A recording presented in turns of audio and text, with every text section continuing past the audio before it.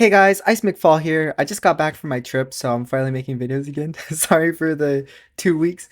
But today we're going to be going over the Raspberry Flavored update that happened recently. 3.0 is released now. It's actually been out for like 2 weeks now. As well as 3.0.1 and 3.0.2, and I just want to cover some of the changes. I won't be covering everything though, because there is a lot. Just things I think are interesting or just felt like covering. So the first thing is there is a new type of shears. Oh, if I can spell. We got reinforced shears now instead of just the normal copper shears. And as you can see, these copper shears, they have a durability of 350, while the reinforced shears have 2,200. Yeah, just 2 diamonds. And you don't have to worry about your shears breaking for quite a while. Another recipe change is that mechanical crafters are apparently considered stone tier now. All you need to make mechanical crafters now are just some sturdy alloys and some redstone, which makes it so much easier.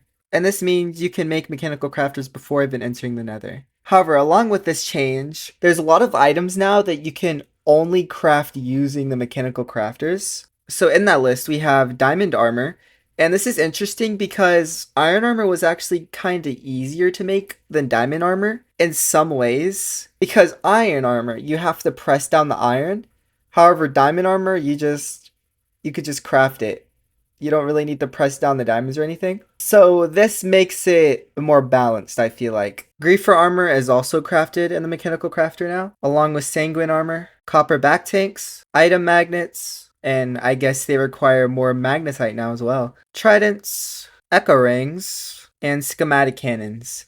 And I just want to bring up that this recipe is changed to require steel now, which is pretty crazy. And this update is coming out just before my episode 10 on the Raspberry Flavored SMP, where I'm going to be using the schematic cannon. Too bad I haven't already crafted it, because now I'm going to have to deal with a lot of steel. But it does balance it out, I feel like, because it is pretty crazy. Another small change is that bronze sheets are removed, so you no longer have to worry about some recipes requiring you to press down bronze. So that makes things a little easier. You can now recycle your gear by hammering it down on a cutting board or milling it down or using crushing wheels.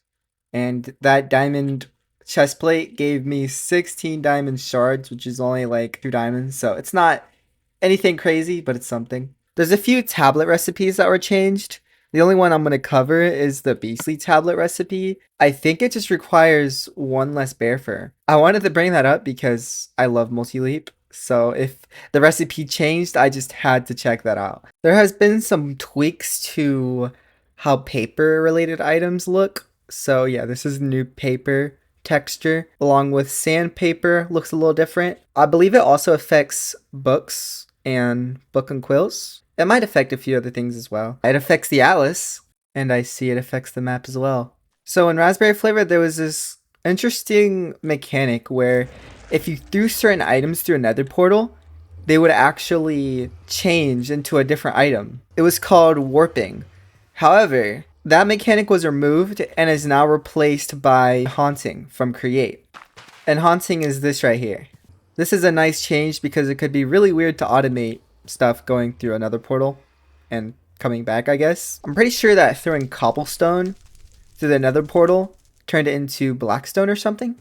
Oh, turned it into crater stone. What is this? Ah, this might be different. I don't know, but it seems deep slate does that. I'm not sure if it was cobblestone before or not, but cobble deep slate and you get blackstone. There we go. This is a really cool change, I think, and that is the fact that swords have increased attack range. Let's grab a sword.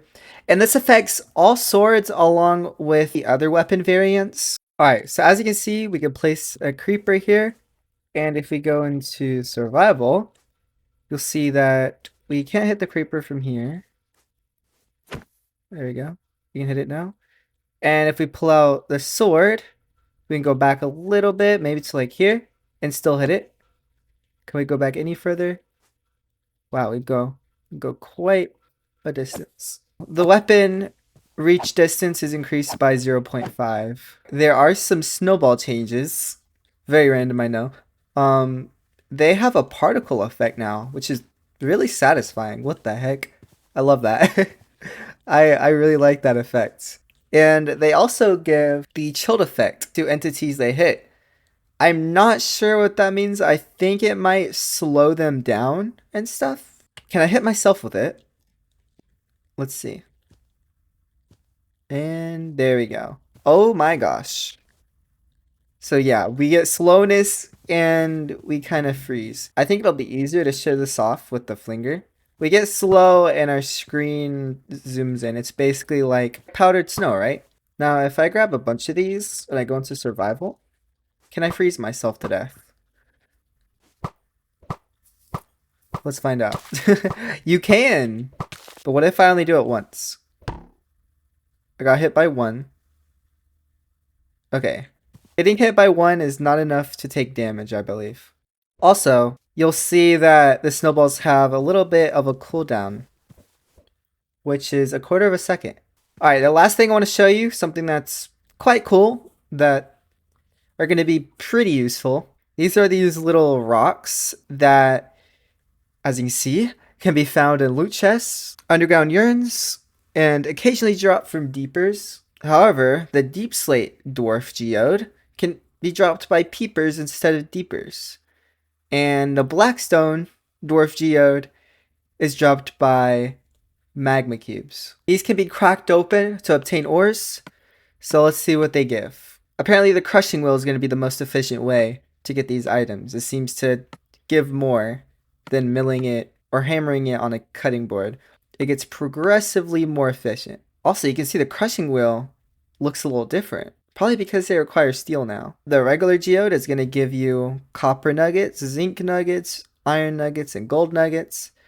While the deep slate geode is going to give you iron nuggets, lead nuggets, magnetite nuggets, and silver nuggets. Then the blackstone geode is going to give you lead nuggets, gold nuggets, magnetite nuggets, and nether quartz. I do like that the deep slate one gives you silver. Anyway, that is all the changes I'm going to be covering in this video. I hope this helped out. And also, I just want to say thank you to the Raspberry Flavoured team for still updating this pack. But I do hope you enjoyed the video, and I'll see you guys later. Goodbye!